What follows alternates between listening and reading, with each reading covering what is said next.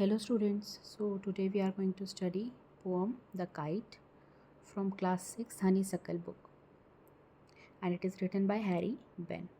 So let's start. The Kite, एक पतंग. All of us like to fly kites. हम सभी को पतंग उड़ाना पसंद है. Have you ever tried to fly one? क्या आपने कभी कोई पतंग उड़ाने की कोशिश करी है? Read this poem about a kite as it flies in the sky. चलिए पोम पढ़ते हैं जो कि एक पतंग के बारे में है जो बहुत ऊंचे आसमान में उड़ती है. How bright on the blue is a kite when it's new. So कोई पतंग बहुत न्यू लगती है, नई लगती है जब भी वो एक चमकीले आसमान में उड़ती है, एक ब्राइट ब्लू स्काई में उड़ती है. सो इन दीज टू लाइन्स एक राइमिंग पेयर बन रहा है. राइमिंग पेयर होता है जब पोम की लाइन्स के लास्ट वर्ड जो है वो सेम साउंड कर रहे हो. तो फर्स्ट लाइन में जो लास्ट वर्ड है वो ब्लू है और जो सेकंड लाइन में लास्ट वर्ड है वो न्यू है. तो ब्लू एंड न्यू ये सेम साउंड कर रहे हैं, इसलिए राइमिंग पेयर है. तो इसको हम ए लिख सकते हैं. With a dive and a dip it snap its tail. और जब पतंग आसमान में गोते खाती है, डाइव एंड डिप मीन्स गोते खाना, तब यह अपनी जो पूँछ है, टेल जो है वो फड़फड़ाती है.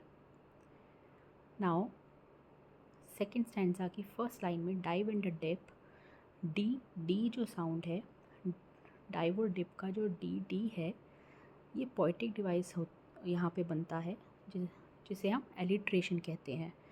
एलिट्रेशन होता है जब एक ही लाइन में, जब सेम लाइन में दो वर्ड्स के फर्स्ट अल्फ़ाबेट सिमिलर हो. Then soars like a ship. Soars means fly high. Now in this line kite को कंपेयर किया गया है एक शिप से. तो जब भी हम इंग्लिश में किसी भी दो डिफरेंट चीज़ों को, अलग अलग चीज़ों को लाइक या फिर एज वर्ड से कंपेयर करते हैं तो वहाँ पे पोएटिक डिवाइस होता है सिमिली, SIMILIE. तो यहाँ पे काइट को जो है वो शिप से कंपेयर किया गया है कि जो काइट जो है वो शिप की तरह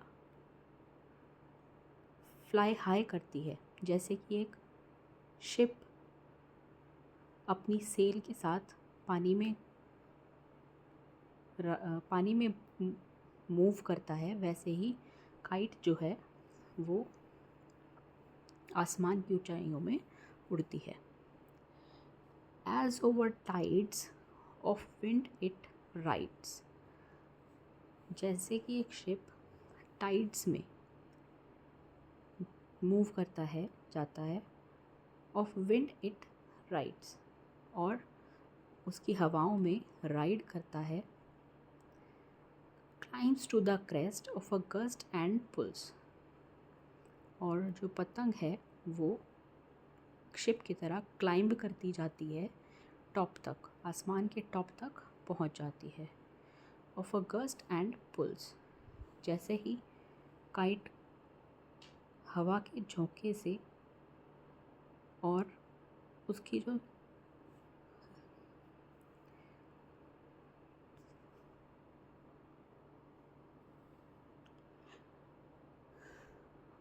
of a gust and pools,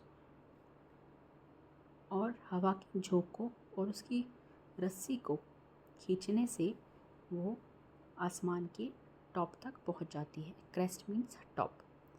then seems to rest as winds falls. और जैसे ही हवा कम होने लगती है, ऐसा लगता है जैसे पतंग जो है वो रेस्ट पे बिल्कुल रुक गई हो. When string goes slack, you wind it back. और जैसे ही इसकी स्ट्रिंग, पतंग की स्ट्रिंग मतलब पतंग की डोर जब लूज़ होने लगती है, you wind it back, तब आप इसको पीछे की तरफ खींचते हो. And run until a new breeze blows, और तब तक इसको खींचते हो जब तक कि एक नई हवा इसको उड़ा ना ले। And its wings fill and up it goes, और इसके विंग्स में जैसे ही हवा भरती है वैसे ही ये और ऊपर चली जाती है। How bright on the blue is a kite when it's new, कोई भी काइट कितनी नई लगती है जब भी वो ब्राइट ब्लू स्काई में उड़ती है। But a raggeder thing you never will see, लेकिन आप एक रैगडर थिंग यहाँ पे फटी हुई पतंग को बोला गया है। सो कोई भी रैगडर थिंग नोटिस नहीं करता, कोई भी फटी हुई पतंग को नहीं नोटिस करता।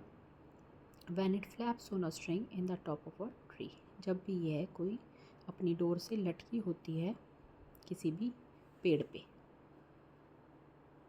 सो इन दिस काफ़ी सारी राइमिंग पेयर्स बन रहे हैं, जैसे blue and new, dip and ship, tail and sail, tides and rides, crest and rest, pulls and falls, slack, back, until and fill, blows and goes, blue and new again, thing and strings, and sea and tree. So ये आपके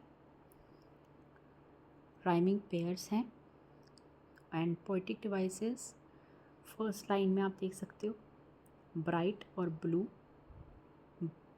same line में B और B sound जो है वो repeat हो रही है, तो ये एलिट्रेशन है। अगेन थर्ड लाइन में डाइव और डिप में डी साउंड रिपीट हो रही है सेम लाइन में, सो ये अगेन एलिट्रेशन है। देन फिफ्थ लाइन में then soars like a ship, यहाँ पे लाइक वर्ड से काइट को शिप से कंपेयर किया गया है, तो यहाँ पे ये सिम्बली पोएटिक डिवाइस यूज़ किया गया है। And fifth paragraph climbs and crest, same line में क की साउंड रिपीट हो रही है, तो again it is alliteration. Now third last paragraph में ब्रीज एंड ब्लोज, ब की साउंड रिपीट हो रही है, so it is alliteration. So that's all, and if you like the explanation, please do like, share and comment. Thank you.